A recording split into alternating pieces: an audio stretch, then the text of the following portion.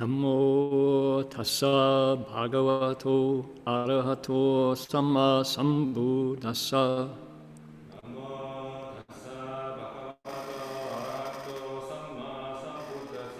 Homage to the blessed, noble, and perfectly enlightened one.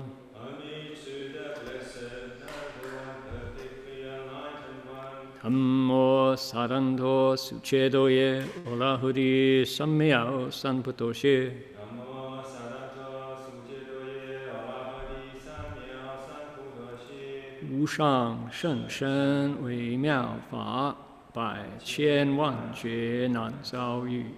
我今见闻得受持，愿解如来真实义。Supreme and wondrous Dharma, subtle and profound, rarely is encountered, even in billions of eons. But now we see and hear it and accept it reverently. May we truly understand the Buddha's actual meaning. Venerable Master, Dharma friends, good afternoon to you, good evening to you. My name is Hung Shur. It is Sunday, November 8th, here in the Gold Coast of Queensland, Australia. Saturday, November 7th, in Berkeley, California, and other places around the world. And we are going to be looking into the Flower Garland Sutra, continuing our investigations, gazing into the magic mirror of the Buddha's wisdom in print form, and seeing what insights we can glean from this sacred document of how Bodhisattvas behave. That's what we're looking into. And the way we begin is we invoke spiritual presence, and when we return to our spot in the text, we will be returning to page 52. All right. Sliding up here.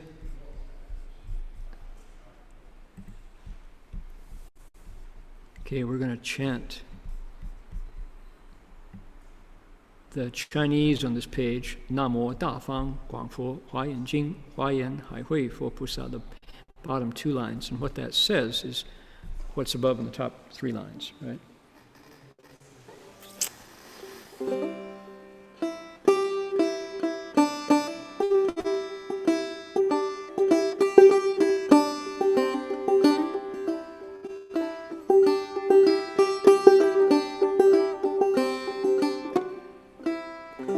That's our melody. Ready?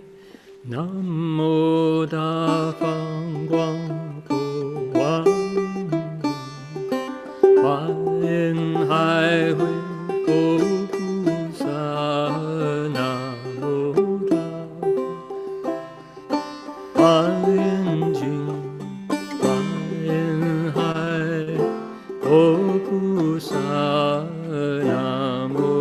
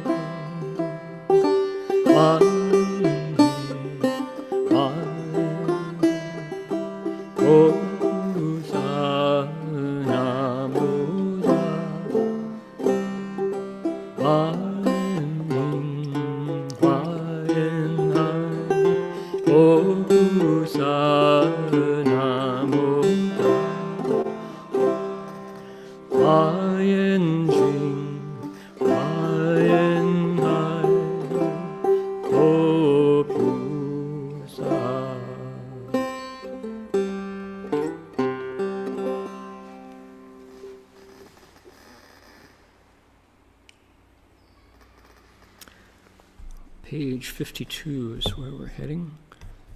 Let's see if we can scroll down here. That would be 40, going further here. Before, all right.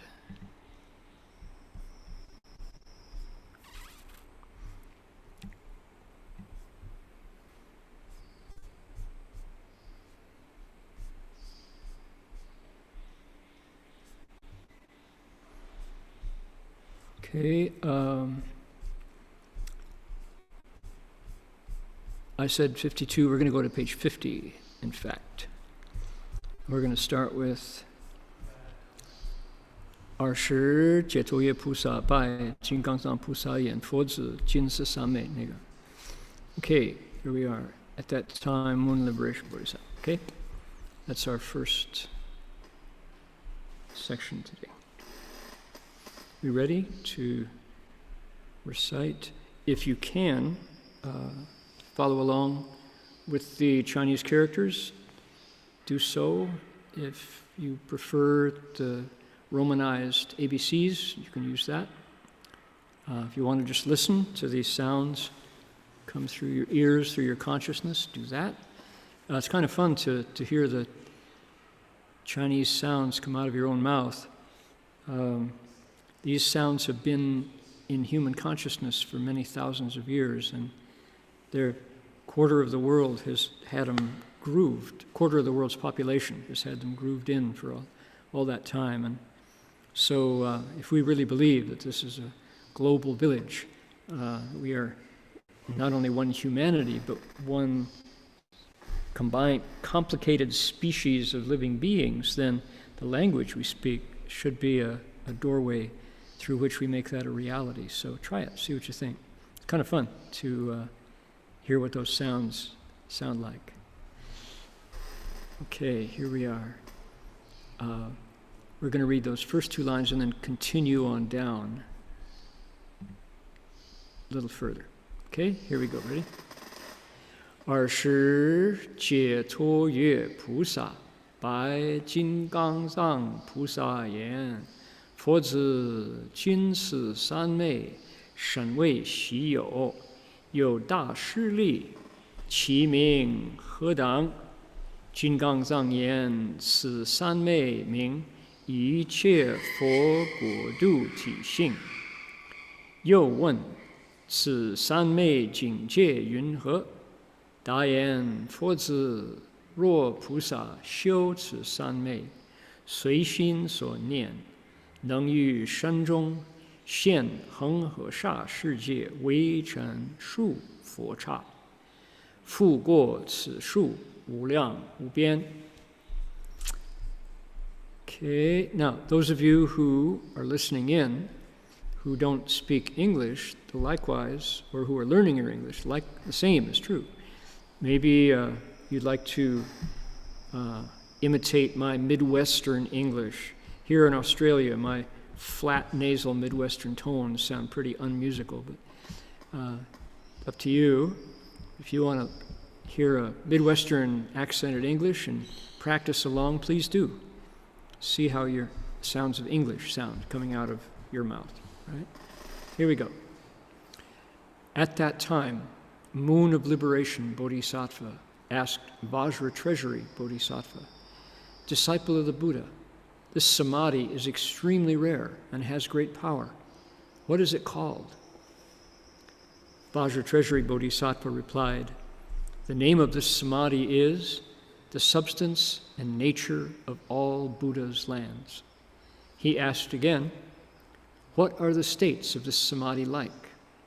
And the reply came, disciples of the Buddha, when a Bodhisattva cultivates this Samadhi, according to the thoughts in his mind, within his own body he can make appear Buddha lands as many as the fine motes of dust in world systems, numerous as the grains of sand in the Ganges River. He can surpass that number limitlessly and boundlessly. Okay, there we go.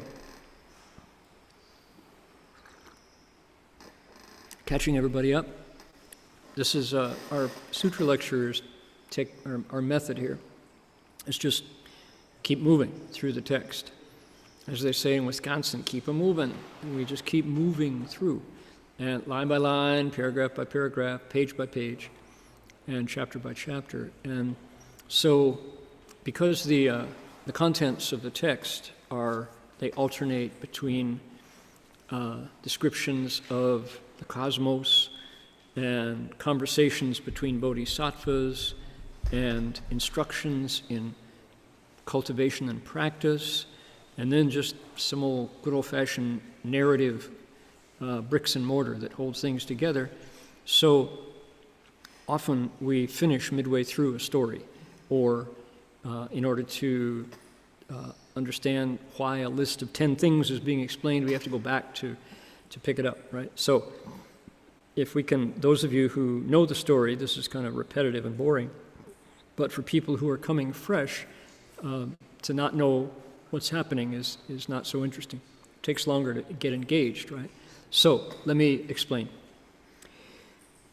We're in a chapter called the 10 Stages, talking about how Bodhisattvas behave, how they think, what motivates them, how they act, how they talk. And the 10 stages are 10 episodes, 10 chapters. They're related, they're similar in format, but the content is progressively more complex, progressively more articulated as the Bodhisattva's progress goes. Perfect analogy, what's it like? It's like a child going through the grades of school. Kindergarten, preschool, kindergarten, elementary school, middle school, junior high, high school, and then if they can, on to university, maybe grad school, maybe postdoc degree, and professorship, etc. Tenure, published, forgotten, old news, right? Obsolete, and replaced by new scholarship. Oh, how sad. So that's what it's like. And it doesn't happen. The last 3 states I made up. So bodhisattvas don't get forgotten. They don't get obsolete. But the progressive travel through the various states of education are very similar to what the bodhisattva is going through here in the bodhisattva path, the stages of the path. The 10 stages chapter is that, it's instructions. Describes how a bodhisattva accumulates wisdom and compassion and expedient means. But interestingly, there's distinct, because why the accumulation happens by subtraction. It's not in the end that the bodhisattva has more wisdom and skill and means and compassion. It's that he or she has gotten rid of the ignorance and the affliction that covered over the innate, inherent fullness of his wisdom and compassion. So we progress through subtraction, which is a very interesting concept, isn't it? That's really true. The further you go, the less ignorance and affliction you have, the more wisdom and bodhi you have functioning. Okay, that's the bigger picture. So we're in stage 10.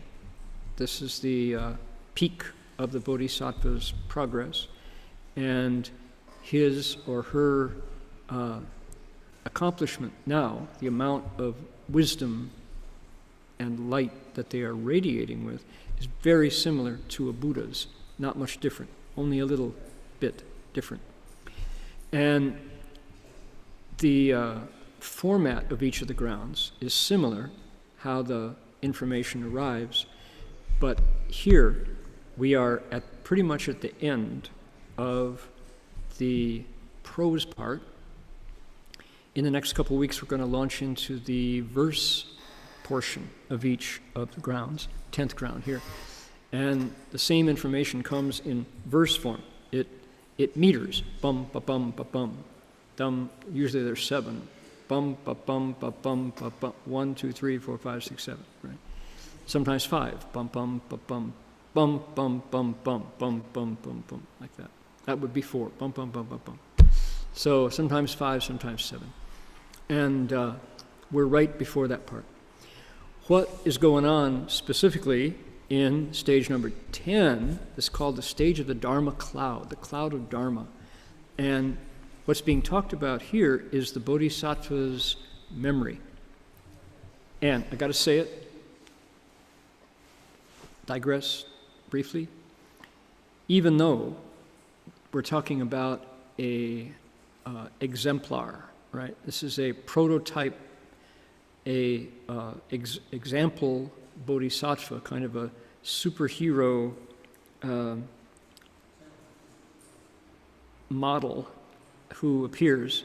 He's nameless, she, gender free, no gender bias. Her could be a woman, could be a man, could be another species, could be a spiritual being.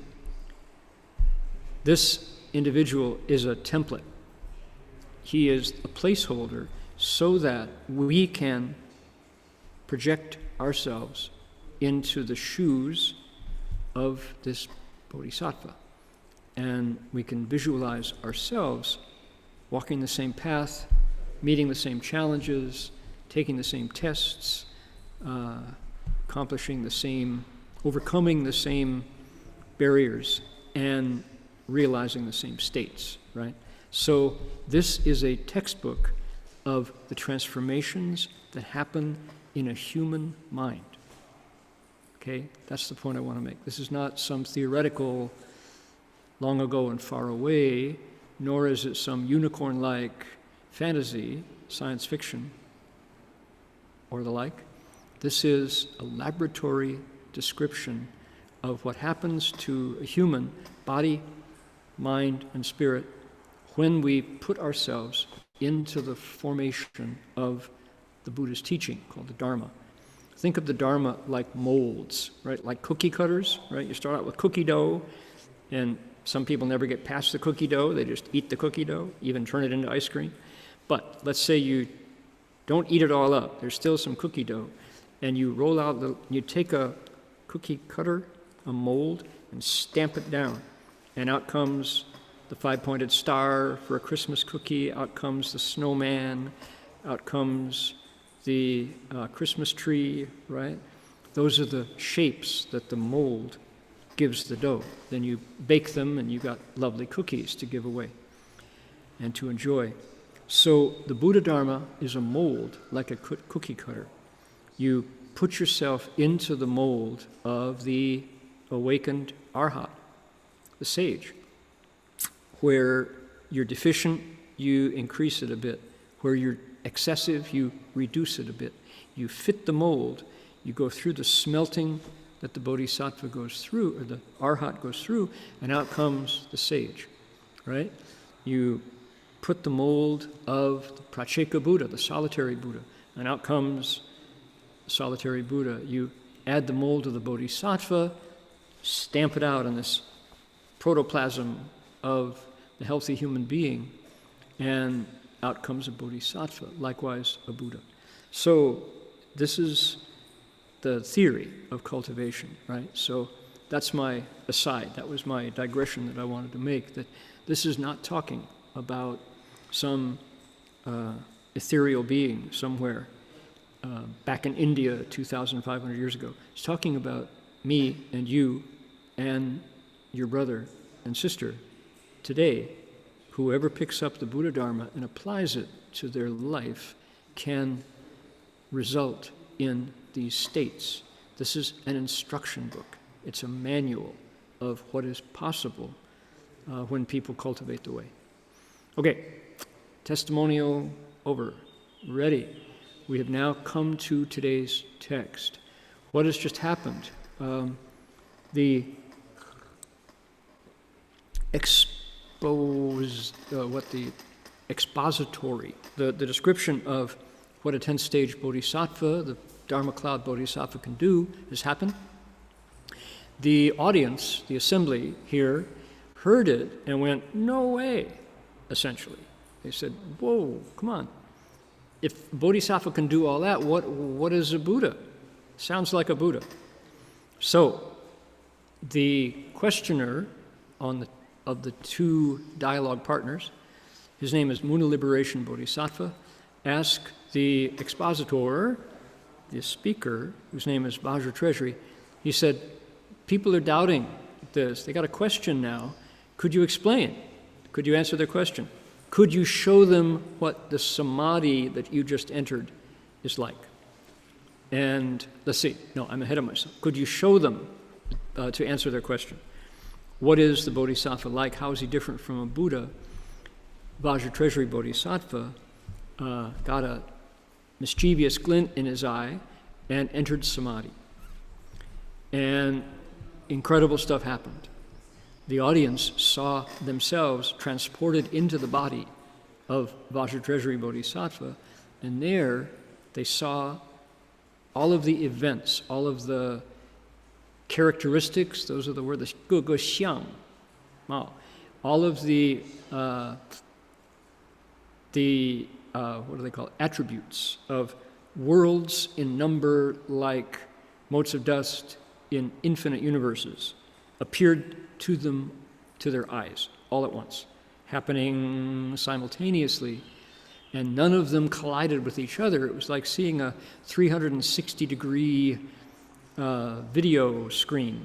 Like if you're in the center of a completely spherical video screen, above, below, left and right, and the intervening directions. All of the 10 directions had scenes of worlds in action, right?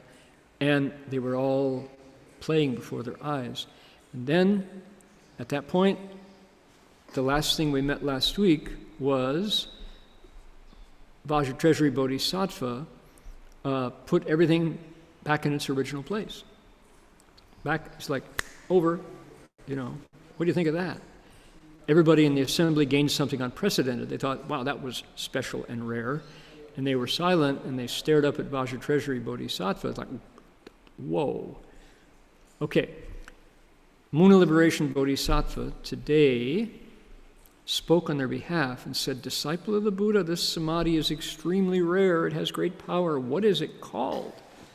What was that, in other words? Tell us what that was. Vajradhara Bodhisattva replied, the name of this samadhi is the substance and nature of all Bodhisattvas' lands. Okay, so ti xing are the two Chinese words. Substance means what it's made of, the actual physical manifestation of it. And the nature is the invisible hallmark of the substance that makes it different. So outside and inside is ti xing. What you can see and know, and then the invisible parts that give it its particular quality, the nature of it. Substance and nature of what? Buddha lands. All Buddha's lands. Okay. Maybe that doesn't compute for you. What's a Buddha land, right? Well, yeah, what's a Buddha land? Hard to see, and maybe because we're too close to it. You know the old, maybe you never lived in a college dormitory. I lived in a college dormitory, my undergraduate years. And in the college dormitory, we were still innocent back in the 60s and early 70s. And still, and the thing that we did at night was called bull sessions. And what's a bull session is, one of the requirements is you need alcohol. Somebody has to go get a 6-pack or 3. And a bull session is 3 dormitory rooms with 2 roomies in each room crowd into another dormitory room, and the beer goes around, and everybody starts talking. And the kind of things you say at bull sessions are questions like, hey man, you think fish know they're in the water? Geez, I don't know, man. It's deep. Did anybody know? Did you ever talk to your fish? Yeah, I had an uncle who used to talk to fish all the time. He even looked like a fish. Yeah, right. And you go, bull sessions. Why is there air? It's like, okay. So you ask questions that you never dared ask before to your neighborhood buddies because they would have thought you were weird. You're too busy playing basketball, shooting foul shots, playing 21 on the freezing basketball court until it gets dark, and mom calls you in for dinner. Who has time to ask questions? Why is there air? You say, oh, I know why there's air. There's air so you can blow up this basketball. It's really good. And no, so here you are in the dormitory with your guys gathered around, and the alcohol is necessary, why? To remove the inhibitions. So you can actually let the conversation flow and say things that when you're sober, you'd be too embarrassed to say. So these deeper questions come out because here you are in college. Okay, so question, Buddha lands. Why do we get into dormitories and bull sessions? Because what's a Buddha land? I don't know, man. Buddha lands are like, yeah, it's like, do you think fish know they're in the water? I don't know, man. Ask the fish. And, you know, who Zhuangzi would say, oh, do you suppose fish think that humans are in carbon dioxide environment? I don't know, said the fish. Blah, blah, blah, blah, said the fish. Ask them. So, yeah, ridiculous, right? So you ask these questions that are too big to answer. That's what you do in a bull session. You pose a question that is like a koan, is simply meant to expand your mind. It's not that you're hoping the guy on the bed next to you is going to be able to answer, do fish know they're swimming in the water? Do we know that we're in a Buddha land? I don't know, man. Have another. Do you think, are we in a Buddha land right now? The answer might be, I think Master Hua would probably say something like, if you think you are. But Shifu, that doesn't help. And he would go, not easy, is it? You better cultivate. You know? So, do we know we're in a Buddha land? Do people in a Buddha land know they're in a Buddha land? I don't know. Who would you ask? Who you gonna call? Ghostbusters? I don't know. That's a really interesting question. Do people in a Buddha land know they're in a Buddha land?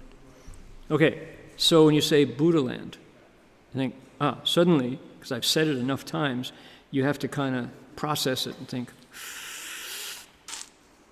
what would a Buddha land be like? Do I know one? Anybody who has spent time in the Chinese Mahayana tradition, Hanchuan Fojiao, has heard about 极乐世界, right? The land of utmost happiness of Amitabha. 阿弥陀佛极乐世界, known as Sukhavati, right? The land of utmost happiness, land of utmost bliss. There's a Buddha land. So to hear about that, we have to depend on Shakyamuni Buddha, who, in the middle of his teaching, at one point said, okay, monks, get out your notebooks. I'm going to tell you something that you never heard before. You should believe this part. Ordinarily, I wouldn't say such a thing. I'm going to tell you now because it's too good not to know. And if I didn't tell you, you still wouldn't know. And now that I told you, there are some, once I tell you, there are some who still won't believe it because it sounds too good, but it's true. Once upon a time, there was a bhikshu named Dhammakara Fazang Bicho. He decided he was going to run for the President of the United States. No, take that back. He decided he was going to create a world where suffering was gone. Because every world he'd been in before was plenty of suffering. And so he thought, why? Why? He was in bull sessions with his dormitory buddies, and the question came around to suffering, and somebody said, why do babies die young? Right? Why does coronavirus treat one race of people so cruelly and others not? Right? Why? Why do people feel that they're better off eating animal flesh for their protein needs? Why? There's no sense that unless you're a carnivore with pointed incisors and no bicuspids, no grinders, only flesh-puncturing teeth like tigers, like piranha, right? Only then should you eat flesh. Beings with grinders, right? Bicuspids, grinders, should probably eat seeds. Because if I wanted to go eat the flesh of a zebra, chase it down and eat it with these, couldn't do it, right? So eat the nutrition that your species thrives upon, right? So why do we allow ourselves to behave like goblins and kill billions of beings that have nervous systems just like our own, that have brains, that cry, that care for their mothers and their children, and that have excretory systems out the other end? Why is that appropriate for our nutrition when we do better on plants and more people can eat, right? You ask these questions, these fundamental questions. Well, Fa Zhang, the monk, looked around and said, yeah, why? I want to build a place where that doesn't happen. I'm going to call it Queensland, Australia. Ah, we live in paradise, right? No, he said, I'm going to call it Sukhavati, a place where suffering ends. And if people want to go there, recite my name. That's all you need. That's your visa. Stamp it. Come right in. Right? Get born in a lotus flower till your karma is purified, and out you come. Your parents are a lotus. And there's no hells, no animals, no ghosts there. So what you do there is you cultivate the way until you become a Buddha. In the world, you teach living beings. That's my plan. Got to get to work. Rolls the sleeves up and creates a Buddha land. Okay, there's a Buddha land. That's a good story. Good story. Do we know any others? What about Medicine Buddha? Medicine Buddha was, likewise, they say, on the ground of causation, yin di, on the ground of causation, yin di shan. What did he do? He said, I notice that people get sick a lot and suffer. Why? Why is that necessary? Now, just 10 months ago, if I'd been talking like this, people would have gone, oh, yeah. I remember the last time I was sick, it was miserable. And that would have been it, right? 10 months later, the last 4 days in America have consecutively set the new record for coronavirus infections. Every day has set a new record. Yesterday, I think, was 127,000 in one day in America alone, right? And Europe has locked down again. And now those vows suddenly get so poignant, right? So Medicine Buddha said, I want to create a Buddha land where illness has gone away, where people dispel calamities and lengthens life. And he went on to say, my two assistants will be universal sunlight radiance and universal moonlight radiance, Bodhisattva. And there will be 12 yaksha generals who will come, or eight yaksha generals who will come and help me. Interesting, right? And lapis lazuli will be the valuable healing stone. And the name of this land will be the Eastern Pure Land of crystal light. Dongfang Liu Li Guang Shijie, right? And he said, that will be a place where what do you do? You call on my name, or you recite my mantra, and I'll take you there. And all you have to do is ask, and you can come to my Buddha land. So those are Buddha lands. So now, those are two that we know of. So my question, think back to the guys in the dorm room. They're now on their fourth beer each, right? And the conversation has gone down because some are snoring and others are, the conversation is getting more and more incoherent, right? That's the way most bull sessions go. So at this point, the question returns, could we be in a Pure Land and not know it? What would the substance and nature of a Pure Land be? And Master Hua, our founder, our teacher, pops up and says, you are if you think you are. And you go, that sounds different now. I think I know what Shifu meant. In other words, 一切为心造, you don't know what the person sitting next to you is experiencing. Everyone's, you say, set of 5 skandhas, 5 components, is different. Everyone is feeling, sensing, thinking, processing differently. Okay? If that were not the case, why, if that were not true, how could the body politic of the country of America be so radically different? We're not doing politics, but we have just been through a long and arduous political season, and the country is split.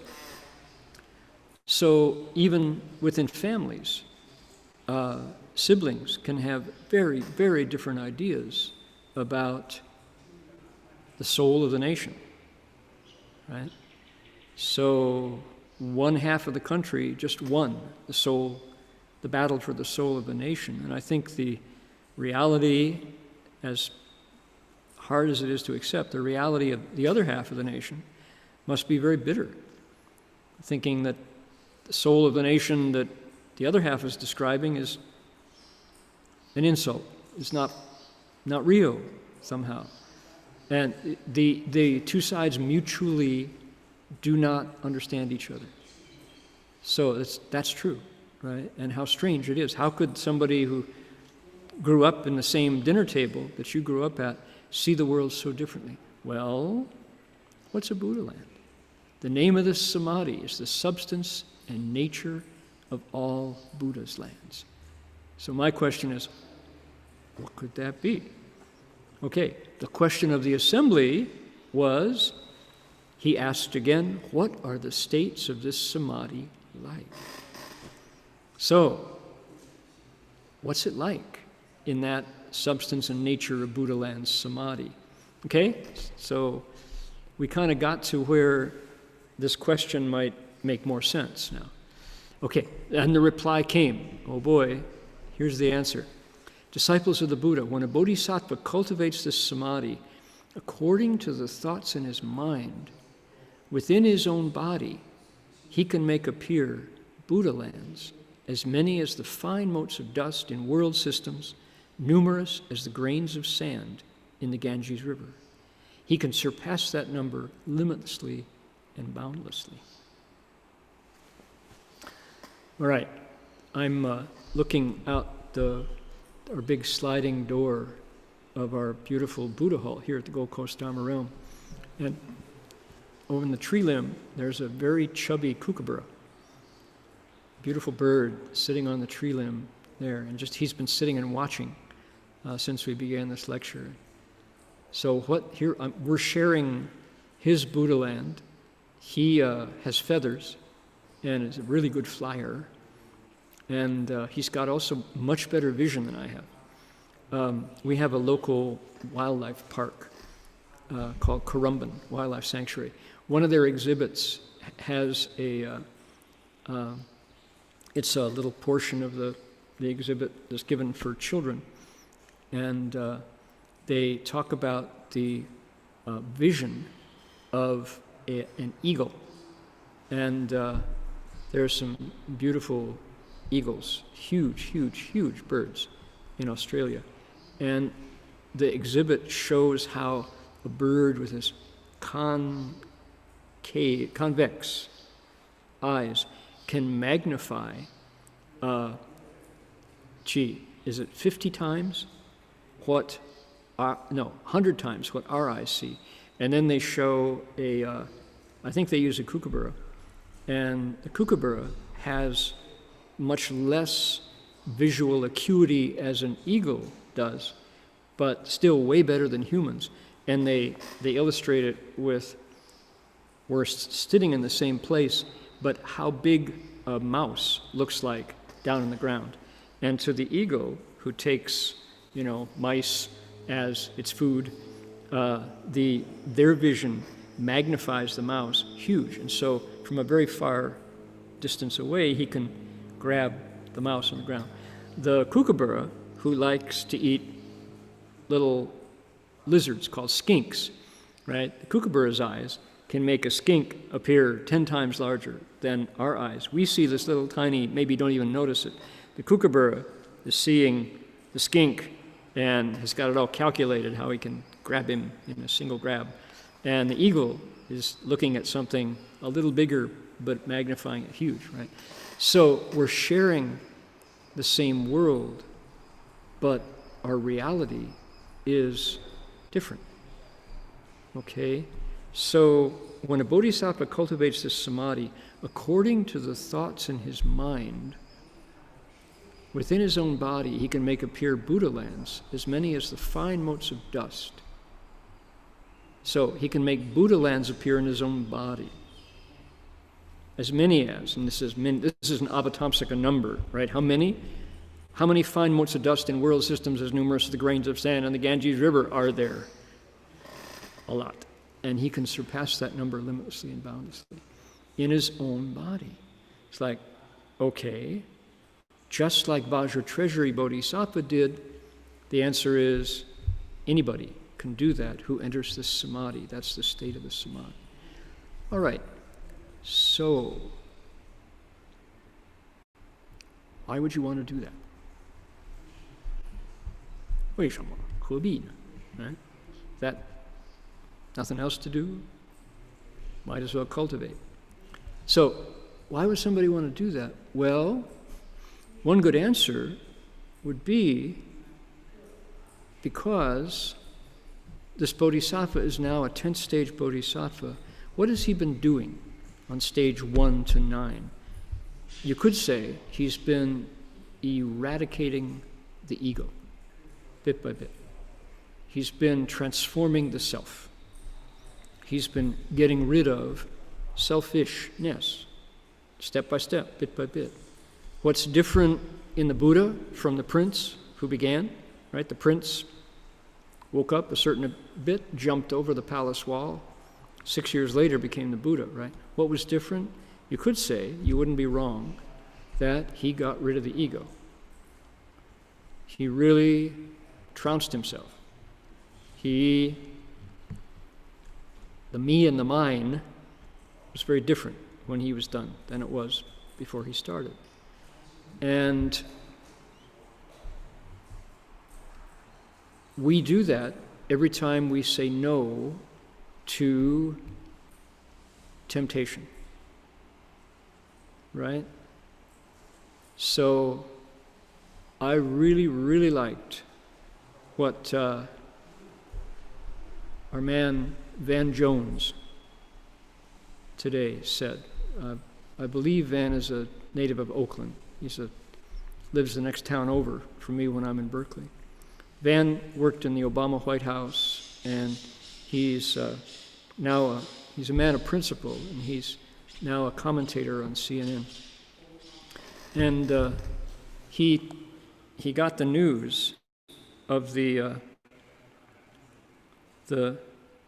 new change happening in political leadership in the United States, and he burst into tears as he was describing his feelings.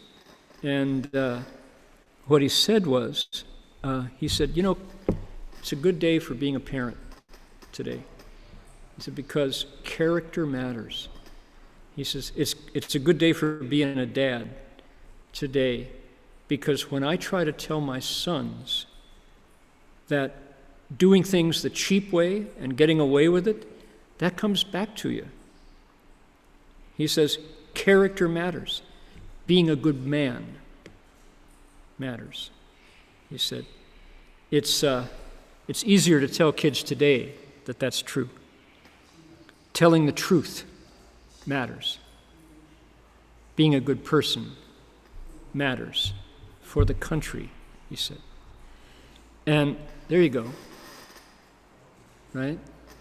That's the reality that when it's real to you, as Master Hua said, according to the thoughts in your mind, you manifest that world around you.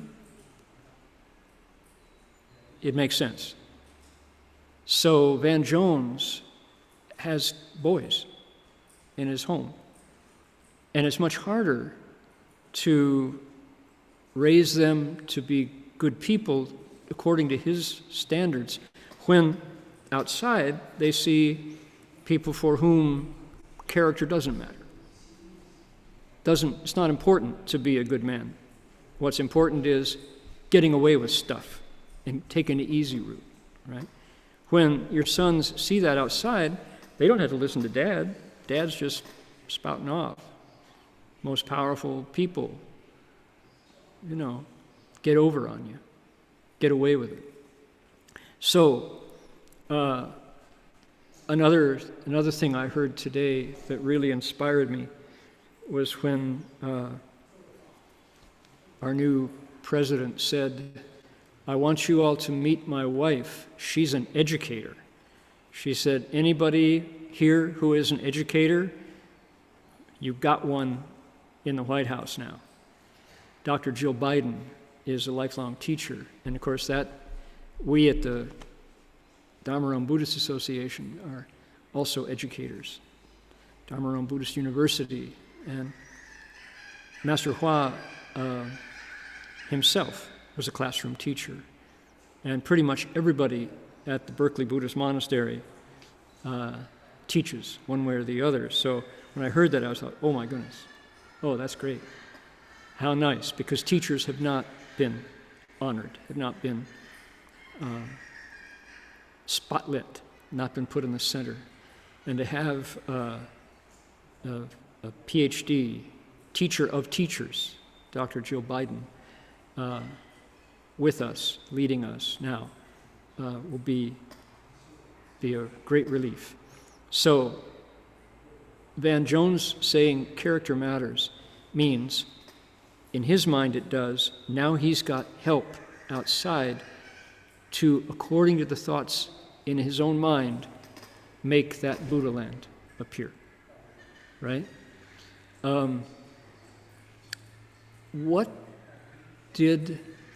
So let's take a look now. Here's a Buddha land, all right? I don't want people to, the kookaburra just flew away. Maybe he's off to class. I think so. He was listening to me for half an hour. So when you think Buddha land, do you think like map? Do you think mountains and rivers and coastlines and highways? Okay, I think what the sutra is talking about is not only the geography, but more importantly, the inhabitants of the Buddha land. When a bodhisattva cultivates this samadhi, according to the thoughts in his own mind, within his own body, he can make appear Buddha lands, as many as, right? Lots. So think about who lives there. That's the Buddha land. The geography's nice, but there might be trees, there might be golden sand, or waters with the eightfold kinds of merit and virtue. Yeah, that's nice, and it'll be one way or the other. But it's the living beings in the land who appear according to the thoughts in the mind of the bodhisattva, living their lives. So the reason why I brought up Van Jones was because what occurred to me immediately was Confucius. And Confucius talked about, he's got a formula. And as much as we say the Buddha in the Avatamsaka Sutra was, that the sutra describes Not that one. The sutra describes a textbook. It's a, It's a description of a bodhisattva, very empirical and very kind of cut and dried. It's not philosophy, right? Likewise, Confucius was talking about, I need to get a new page here. There we go. He was talking about a textbook for how things go when people live right. When people live right, this is how things work out. And when they go wrong, this is why they go wrong. So look at what Confucius said. He said, in the past, when the rulers wanted to, illustrate illustrious virtue, ming ming de. What does it mean? It means they wanted to uncover the wisdom in their own natures. When they wanted to do what Master Hua wanted us to do, when they wanted to cultivate the Bodhisattva path, first thing they did was order their own states well. Okay, how do you order your state? That means they first created a Buddha land, right? Of course, that's not what they said, but I'm looking at Confucius through a Buddhist lens and relating it to today's events in the world. First thing they did was they looked to the world outside, and because they wanted to look to the world outside, they went to something closer to their own families. Because a country, let's say, not a world, the world outside is the country, the land, the Buddha land. The Buddha land is made up of people, and how do people organize themselves into family units? So let's pay attention to your sister, your brother, your kids, your aunties, your uncles, your grandparents, your pets, your friends and enemies, right? And your parents and your kids. And the word is zhi. They regulated it. They made it work inside the family unit. Because they wanted to make their families work, what did they do? They said, well, we're related, but I really don't actually know what's going on in their heads, so I better work on myself. That way I can get to my family. When I get to my family, I can get to the country. Then I've done my job. Then my Buddha land is ordered, right? It's well set up, and it's functioning here inside of me according to my thoughts. And what are your thoughts? They want it to work, right? You want it to be in harmony. Okay, so cultivating your person, what did you do? They first rectified their hearts. Well, rectify your heart, not the heart organ. Nope. It's shin. Okay. So shin, what is your shin? Means your mind. Paid attention to your thoughts. How do they do that?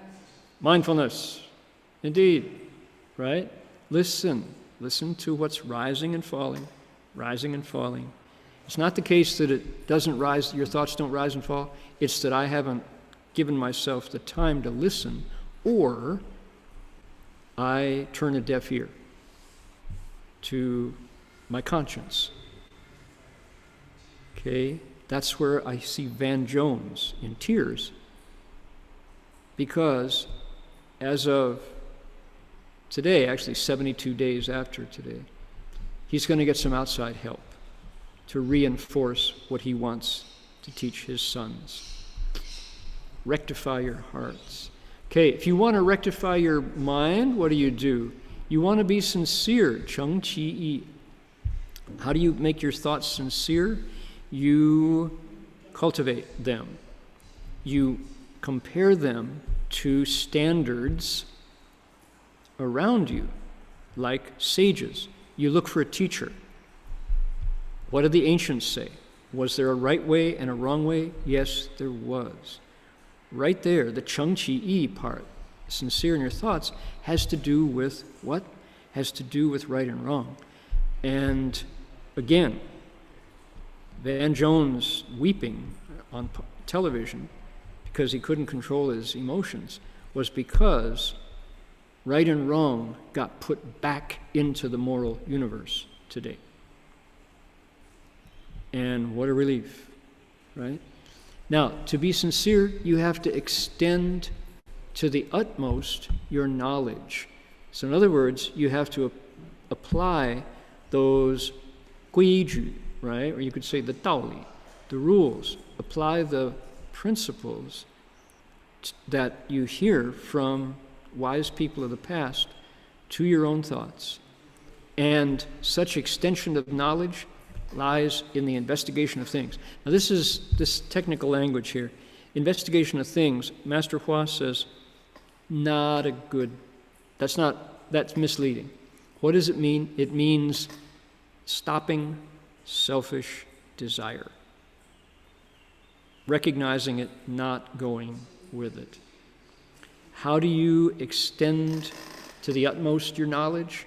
Well, if you are still being led outside by desire, it'll be on and off. It won't be accurate. Okay? So that's Confucius's description of how you set up a Buddha land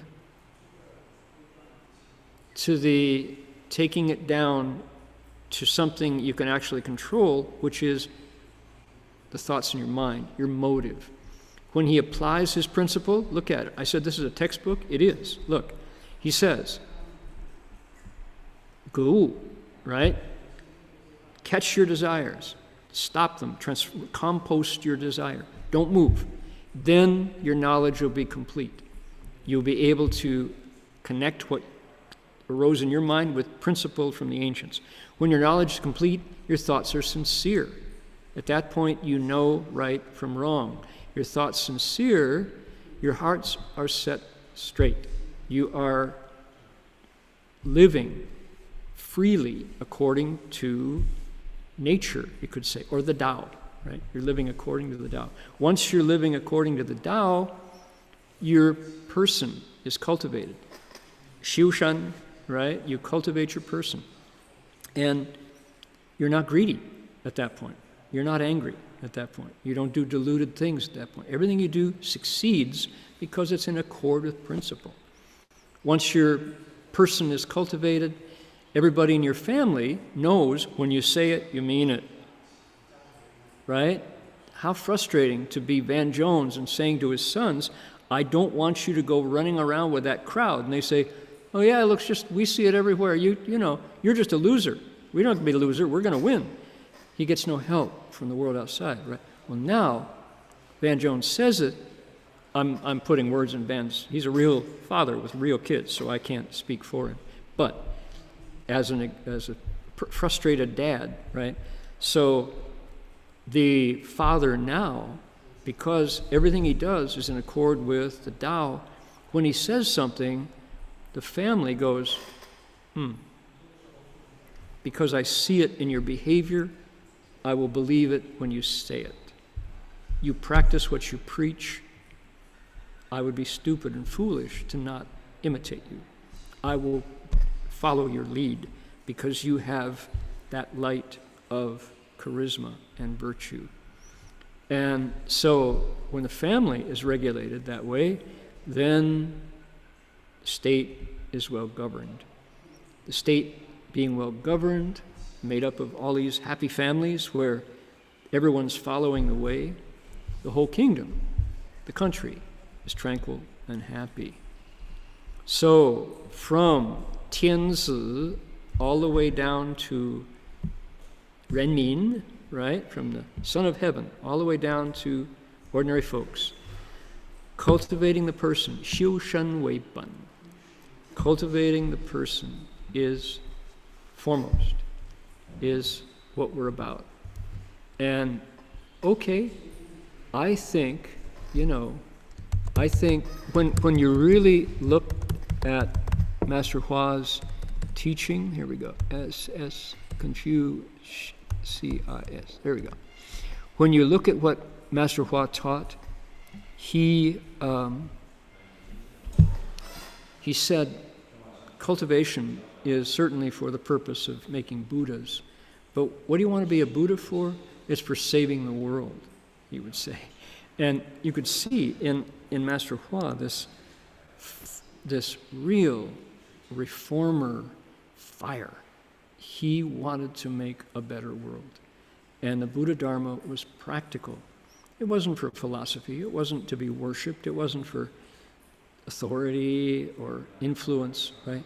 He wanted us, and he himself cultivated the way so that people could leave suffering and would do things right, right?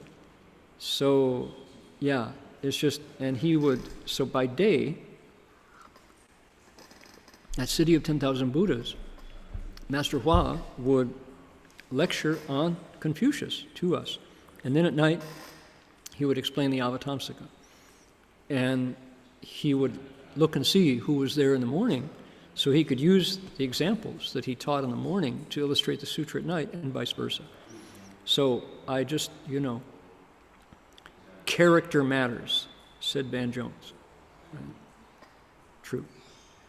Character matters. Being a good person matters. It matters.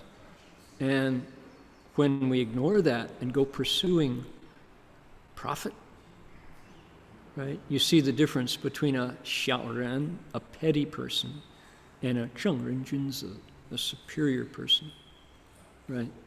A righteous man, righteous woman. And it's hard. You have to be honest, listen to yourself. But to go for what's cheap and think that getting away with it is good enough, that's bitter in the end. So, all right. So my point in using that to illustrate was to say what? Was to say Buddha lands. When I hear Buddha lands, I don't necessarily think it's only about geography, a map. No, it's about the beings in the country. And my goodness, we need government. We need rules. We need the Dharma, right? We need principle. You can't do without it. In America, there's been a sense that freedom means no rules. Doesn't work. For example, we're in the summer now, and here in the Queensland bush, we have a bird called a currawong. Currawongs are kind of like crows, kind of like ravens. They're intelligent, but not really intelligent. They're sincere, right? Currawongs are really sincere. They've got these big beaks and yellow eyes, and they have a bad rep. They're called wolves with wings because they are carnivorous, but not exclusively. They will rob another bird's nest if they get the chance. But I find that the currawongs here are pretty good neighbors. They're bullies if they can be, but what's going on right now in the neighboring currawongs is raising kids. And the kids, I think it might be just one. I thought it was two for a while, but their nest is way up high, and I haven't been able to see into the nest. But we've had two parents, and I've been talking about, let's see, I think I have a picture of the currawong here. I've been talking about, do we have him here? Let's see. I'm looking for, I'll search for it. If I can show you, it's more fun. Anyway, currawongs have been grabbing food from me and rushing off to feed somebody. And I know who that somebody is. There we go. Here's the currawong. There's the currawong. Right there. You can see he's a real citizen, right? Kind of round and chubby. And so they have a baby and have been raising this baby. Here's the currawong. And here he is looking, what? Harried, right? Currawong in this picture looks a little bit afflicted because when he goes back to the nest, he's got this very large offspring going, rah, rah, Put it in my mouth, I'm hungry. Bottomless pit of a young bird. And the young bird knows nothing except hunger. He's gormless, right? He is absolutely just a teenager, just like driven by desires. And you can see here the cracker crumbs on his beak. Those are the crackers that I feed him. Okay, so I showed you this picture last week. Anyway, so there's the Currawong. And now the latest development is the kid can fly on his own. And the parents recently have not been flying back up to the same nest. They're flying all over the forest because the kid is on the wing now. The desire now is mobile, and he shows up all the time. And this kid that's not afraid of me because he hasn't learned to be afraid of me, and I'm a source of food. So he'll land on the railing. He's seen his parents do that, and his eyes are staring at me, and don't. What are you going to feed me? What are you going to feed me? And as I look at this kid, I realize he needs instruction. This child of the Currawong clan needs rules. He has to be molded and shaped because his desire, if he's not told no and given some rules, he'll just devour everything. All he knows is hunger, feed me. I want it now, right? So luckily, the Currawong parents are good parents. They know how to, they have graduated Currawong school. They are successful adults. They know how to train this adolescent and shape him into a proper citizen. I'm just a food source. And he looks so, he entreats me, hungry, and I'm a pushover, and So I have to respond sometimes, crackers, apples, he eats apples, he will eat a banana, and I also will feed him kookaburra food, veggie ham, right, mostly. Impossible burgers, they like impossible burgers. I don't feed him meat. But anyway, I realized my point in telling you this story is to create a Buddha land according to the thoughts in my mind in this samadhi, you have to have forms and shapes, molds and patterns, structures and procedures, processes and laws. And then you can make it work. If there was only one bird or one citizen in the country, wait, so you wait, right? Wait, so you wait. Do whatever you want, doesn't matter. No, you're not going to bother anybody else.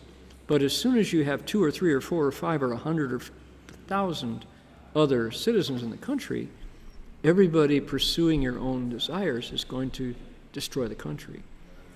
Government is necessary, so make it awakened, sensitive, just, and fair government, right? And I don't know the rules of the Currawong world, so I depend on the parents. Meanwhile, at some point, this baby is going to grow up, this teenager, and he's going to fly away, and the parents get to sigh and go back to something other than this frenzy of feeding, because this adolescent is just hard to resist, man. I tell you, hungry. Oh my goodness. So, all right, there you go. So, our Bodhisattva has told his audience the name of the samadhi and what it's like. Holy mackerel. Those Buddha lands appear in the body of the person in this samadhi. You can enter the samadhi, right? You can. I could if I did the work, right? So, how about that? All happening at the same time. Pretty amazing. So we're going to find out more about that next week, coming up. I wanted to talk to you, I teased people a couple weeks ago about the Udumbara flower, and somebody said, please tell us all the details that you promised, and I didn't. I let it slip, and so I thought I better do that. What are you looking at on the screen? You are looking at an Udumbara flower. Oh my. What is that? We've got this here in our monastery. Here it is. I'll make it bigger. I got a separate one here. Look at that. That's a flower. There are petals. There are stamens, pistils, stems, blossoms. They're tiny, tiny, tiny. This is a gum tree bark. You can see the bark of the gum tree. That's the size of a needle, but thinner than a needle. This is bigger than the head of a needle. It's kind of like the head of a remember a sulfur match? A strike anywhere match, a wooden stick match? The head of the Udumbara flowers are like that. And they grow seemingly out of nowhere. In this case, they've attached to the bark of a tree. We found a second bunch that are on the door of the Buddha hall here. Aren't those interesting? Those are so delicate. And one of our bhikshunis, Heng Xingshi, was in the garden, looked up and saw this on the gum tree there. You can see on my desktop, it's bigger here. There it is. And called people around and said, what is that? Oh, that's优曇缽花. Here's another picture of it. We looked online, and these are mysterious flowers, controversial. They are mistaken by people who call them lacewings eggs. A lacewing is an insect. There are people who say, oh, it's just lacewing eggs. Not. Lacewing eggs are different. They're shaped differently. They don't look anything like the Udumbara flower. It's one of the rarest flowers in the world. Let me pop this up so people can read. It's a real phenomenon, but it is mysterious. The delicate flower is said to bloom once in 3,000 years and is said to mark the arrival of a royal king or a sage. According to Buddhist scriptures, the flowers are a symbol of immortality and reincarnation of the Buddha. Well, maybe. Maybe. In China, they found first, I guess, a couple years ago, 2014 or something, the優曇缽花, and Udumbara in Sanskrit means auspicious flower coming from heaven.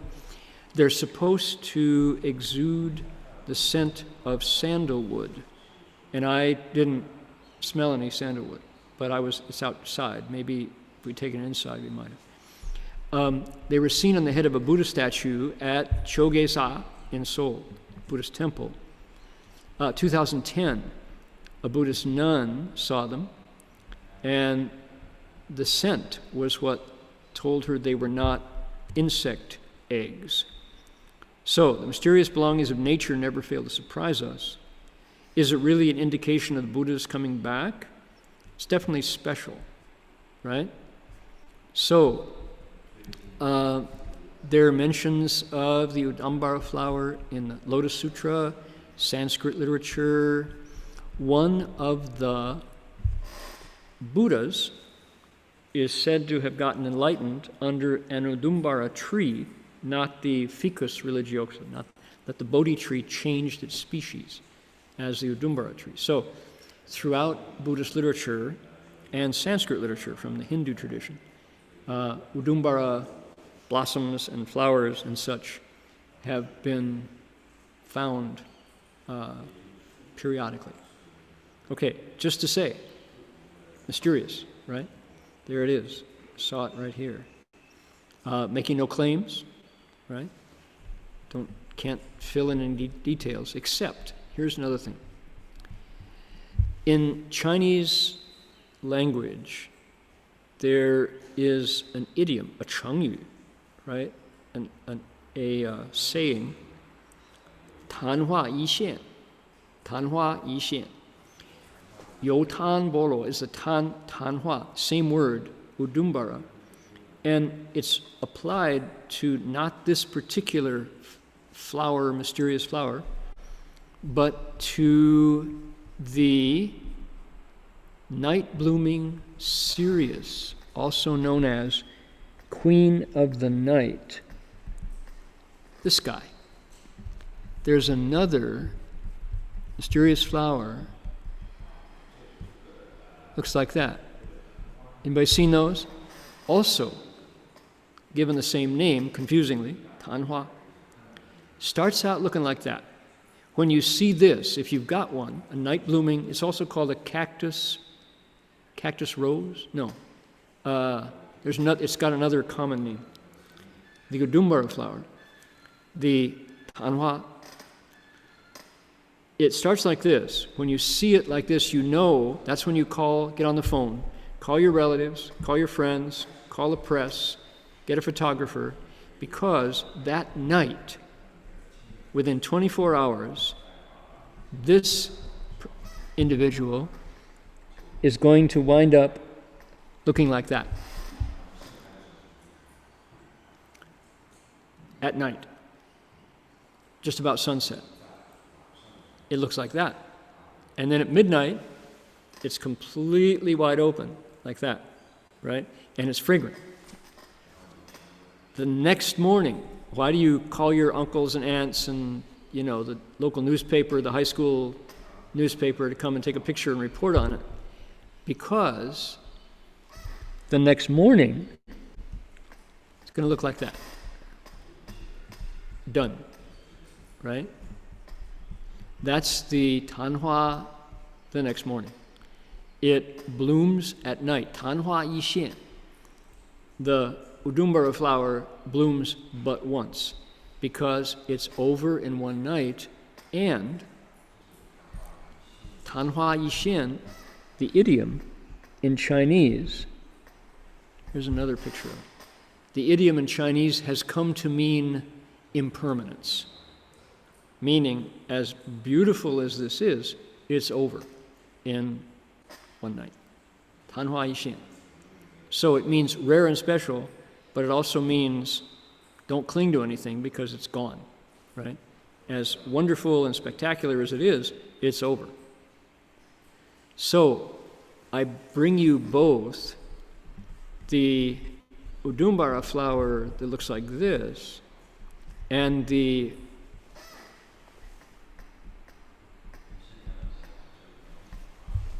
incredible night blooming Cereus, C-E-R-E-U-S, Cereus, C pronounced S, night blooming Cereus flower, because they share a name, but they're different creatures.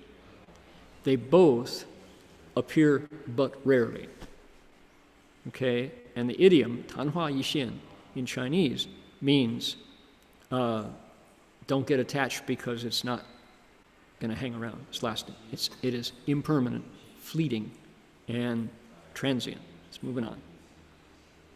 Okay, so there you go. You ask, there's the answer. Okay. Was there more? I went through this too quickly here. Tanhua yi xian. Yeah. Ficus racemosa includes the tree's representation in Vedic Hindu text. Ficus religiosa is the Bodhi tree.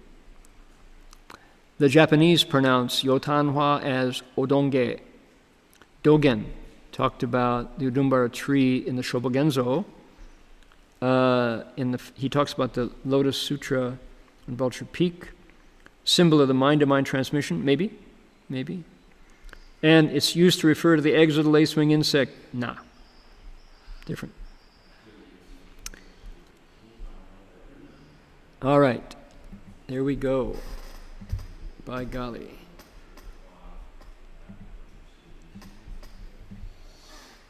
Okay. Now, we're going to chant again the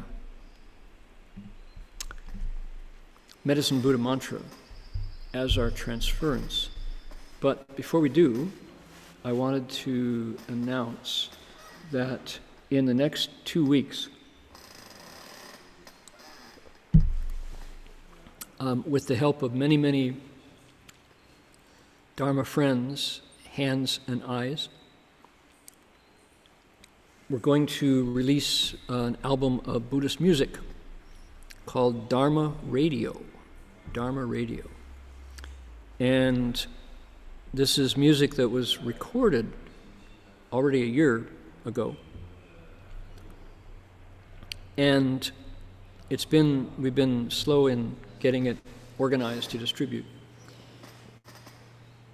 If people want to purchase it, they can purchase it from the 19th of October on iTunes if you want.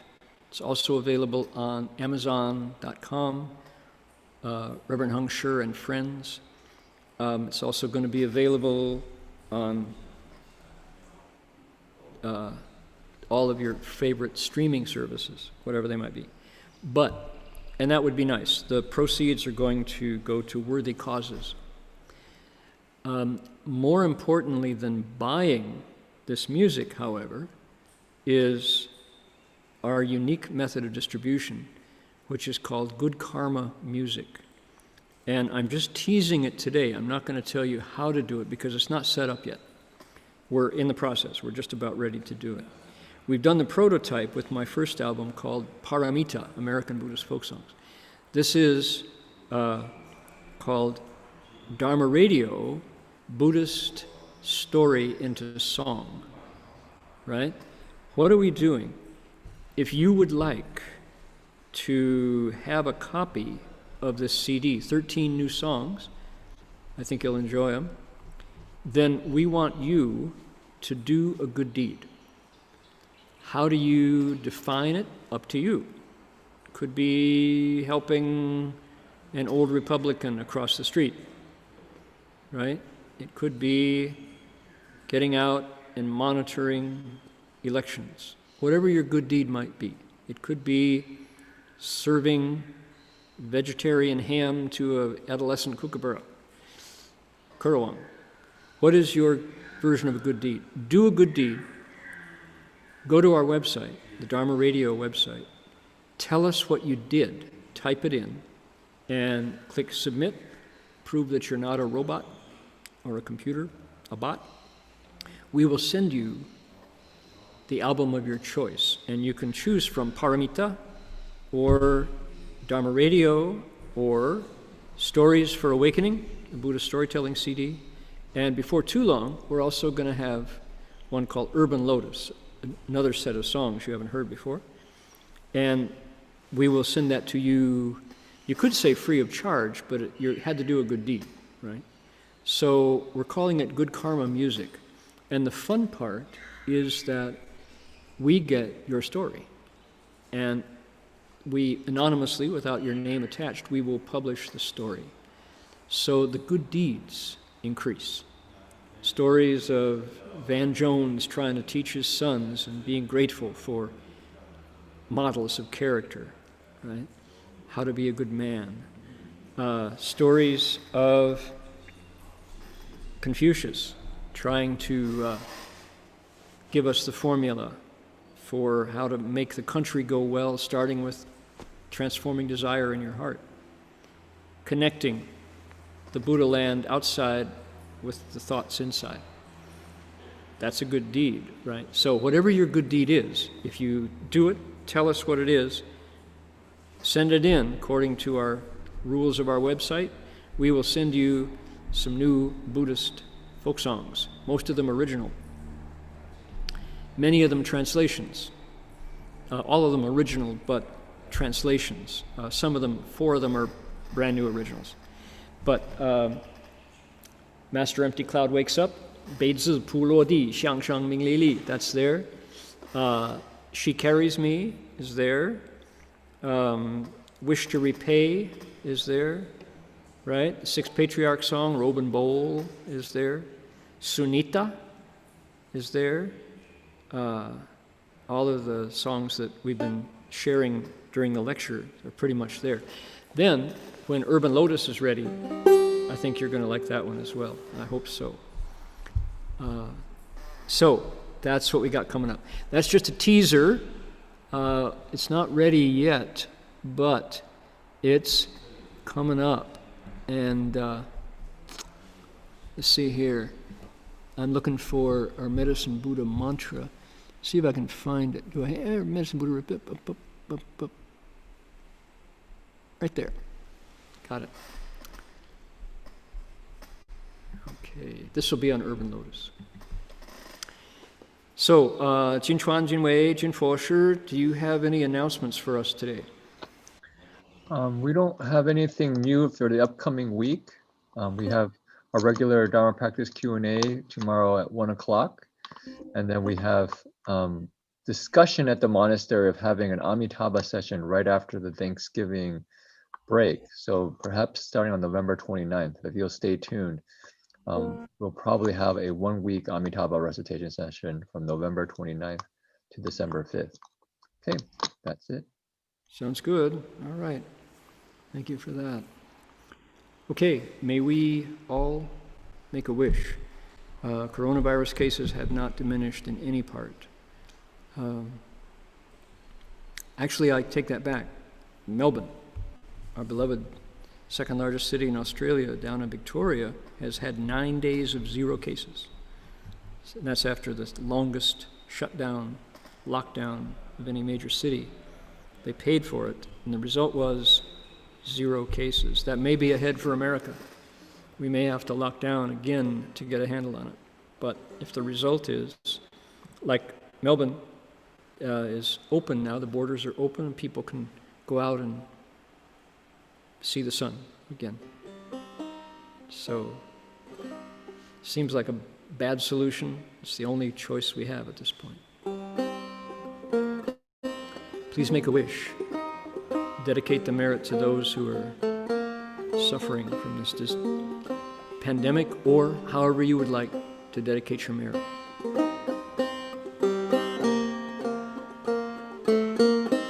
Ready? Here we go. Om Namo Bhagavate Vasudevaya Vaidurya Prabharajaya Tathagata Arahate Samyak Sambuddhaya Adhyata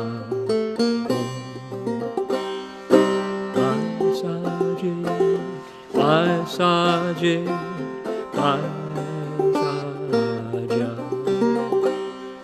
Sangate Swaha Namo Bhagavate Vasaja Vaidurya Prabharajaya Tathagata. Make that wish. Arahate Samyak Sambuddhaya Adhyata Om Vasaje Vasaje Vasaja Samudhate Swaha. One more. Om Namo Bhagavate Vasaja Vaidurya Prabharajaya Tathagata Arahate Samyak Sambuddhaya Adhyata Om Vasaje Vasaje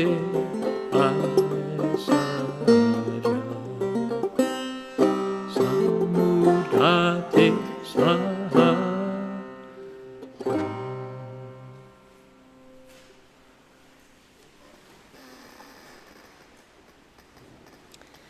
So I have a handbell. We'll ring it 3 times. I want you all to join with me if you care to. Bow 3 times to the Buddhas and then 3 times to Master Hua.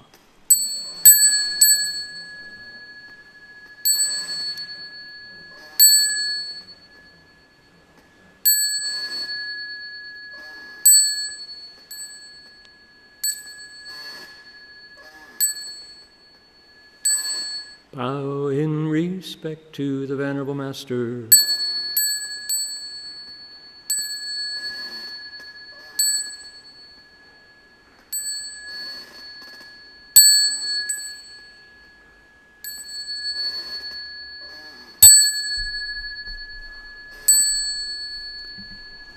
Thanks for joining, everyone. See you all next week. Aum Mito Pho. Bye-bye.